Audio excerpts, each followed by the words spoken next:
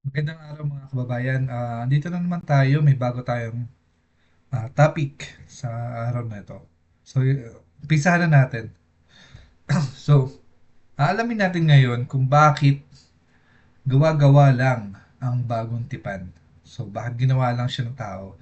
Hindi siya totoong nangyari at bakit gawa-gawa lang siya.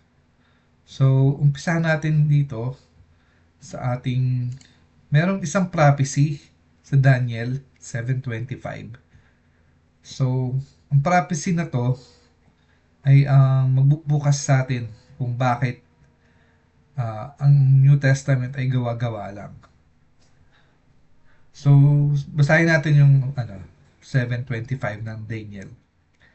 He shall speak words against the Most High, and shall wear out the saints of the Most High, and shall think to change times and the law, and they shall be given into his hand for a time, times, and half a time. So mamaya, babalikan natin tong Daniel 7:25 at dahil may kailangan muna tayo malaman. Kailangan nating alamin dito ay sino ba yung he. So, babasahin natin ang buong, babalikan natin ang Daniel 7 at makikita natin kung sino yung he na sinasabi niya. That he shall speak the most against the Most High.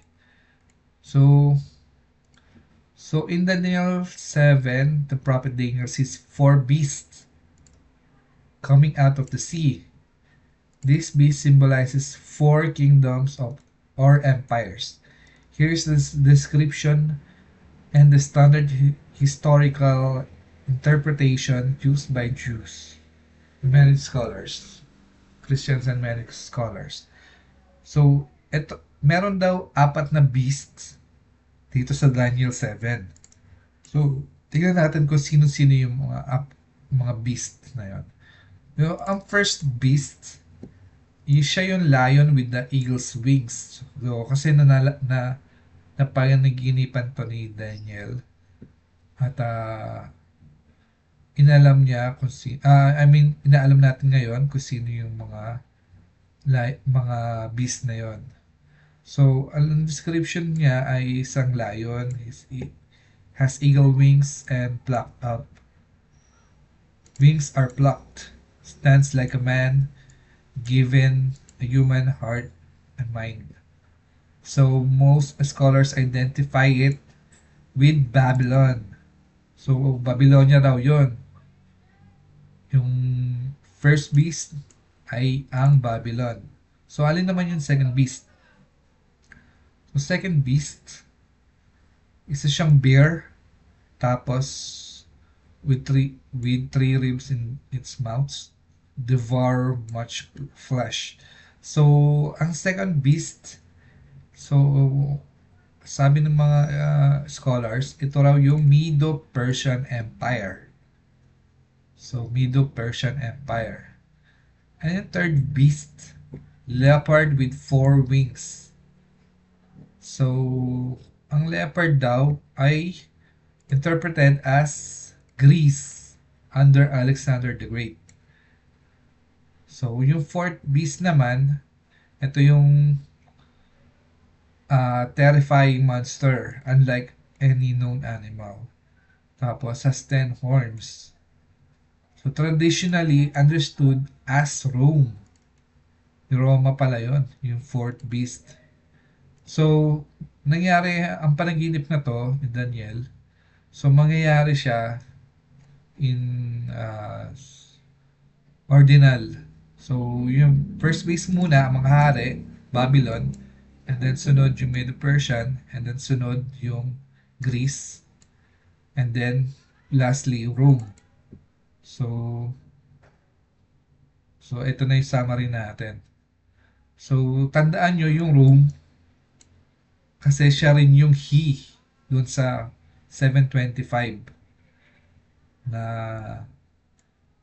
and he shall speak great words against the Most High. Itong Rome na to, it was fulfilled uh, under Roman rule when they introduced. To better understand the prophecy, let's look at the think to change times. What is the fulfillment of this? It was fulfilled under Roman rule when they introduced Julian calendar on 45 BC. So created by under Julius Caesar. So yung ano pala, yung thing to change times, ito ang katuparan yan. Julian calendar. Pinalitan nila yung Hebrew calendar, naging Julian calendar.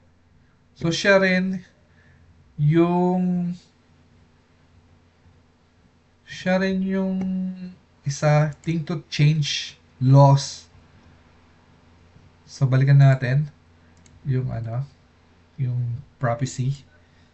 He shall think to change times and the law.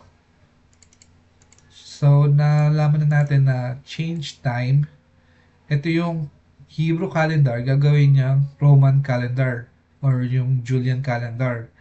And the law, ang law ni Moises, papalitan yung law ni Moises. So ano nung pumalit sa law ni Moises na galing sa Imperyo ng Roman?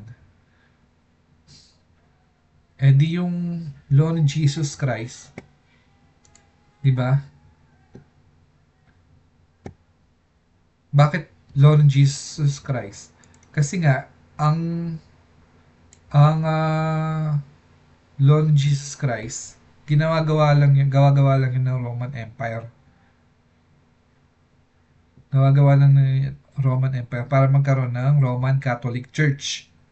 So, essence of the matter, there's no direct evidence that New Testament was publicated, especially since it has to be done in secret. However, I personally believe that it has been organized, same that Romans that created Julian calendar, just as prophecy stated. I also believe that the discovery of early New Testament manuscript have been orchestrated to provide a foundation establishing the Roman Catholic Church. So, yun talaga ang katotohanan dyan. Ang nagbago ng kalendar at ang mga law ni Moises ay ang Roman Empire. Yung part ng Roman Empire. Okay? So, ayan ang katuparan yan ng prophecy na yan. So, ang recommend ay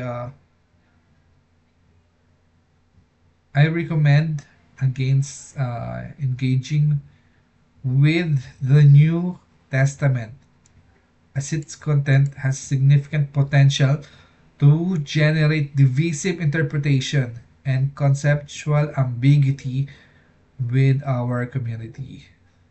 The teachings contained herein risk creating theological inconsistencies and fragmenting our collective understanding. Therefore, I advise refraining from internalizing or disseminating the doctrines presented in this work. So, hindi dapat tayo maniwala dyan sa New Testament na yan. At pinabulaanan na rin yan ng mga Hudyo, mga Jews, modern Jews, na si Jesus Christ ay isang false Messiah. So, hindi talaga totoo yan. Gawa-gawa lang talaga yan ng Roman Empire. Yung New Testament na yan. Para magkaroon sila ng